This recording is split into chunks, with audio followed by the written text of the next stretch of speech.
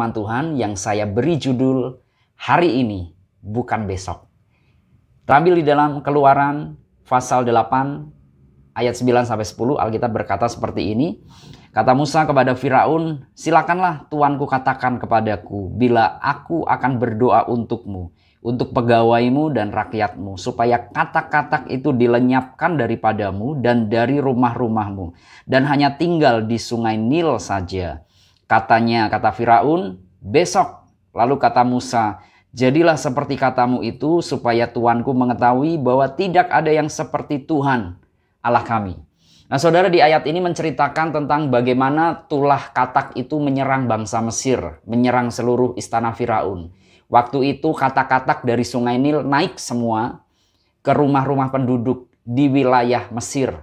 Bahkan tidak hanya di rumah-rumah penduduk, melainkan katak-katak itu juga naik ke istana Firaun, ke tempat tidurnya, ke dapurnya, ke meja makannya, ke piringnya, ke gelasnya, ke tempat kerja istana-istana Firaun. Jadi seluruh wilayah Firaun dari istana sampai rumah-rumah penduduk dipenuhi dengan katak.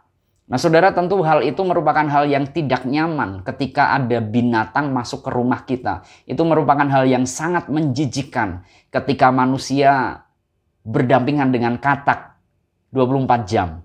Itu sangat menjijikkan sekali. Dan bahkan di dalam Alkitab, di dalam Imamat pasal 11 ayat 12, di dalam Wahyu pasal 16 ayat 13, katak dalam perspektif Alkitab, dalam perjanjian lama dan perjanjian baru, katak merupakan simbol binatang yang najis, yang menjijikkan, sesuatu yang tidak boleh dipegang, yang sangat menjijikkan dan bisa membawa penyakit.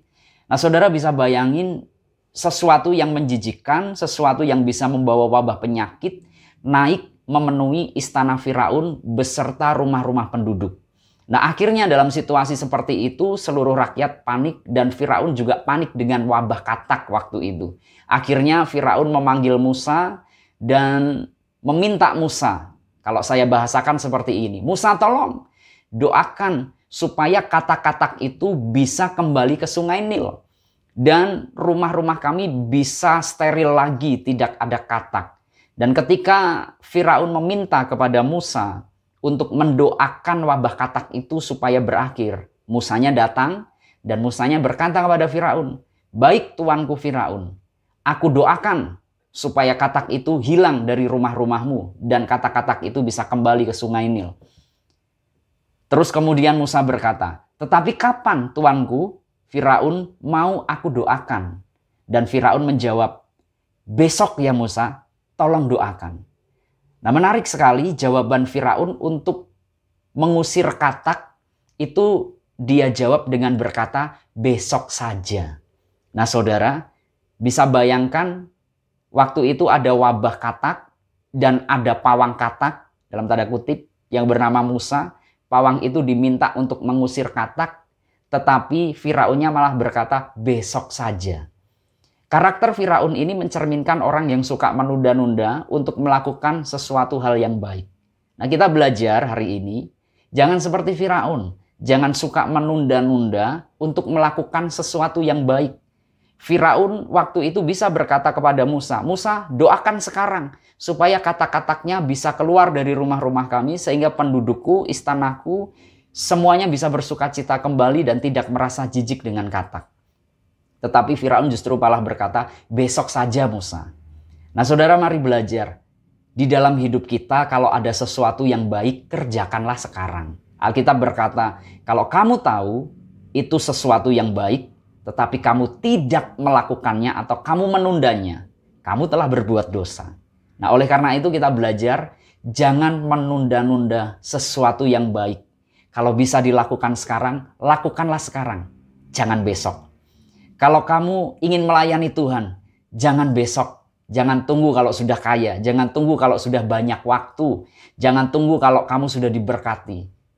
Tetapi hari ini, lakukan. Jangan besok. Kalau kamu disakiti orang lain, jangan berkata, besok-besok saja aku mengampuninya. Jangan hari ini. Hari ini aku masih marah. Hari ini aku masih sakit hati. Firman Tuhan berkata, lakukan sekarang. Jangan besok.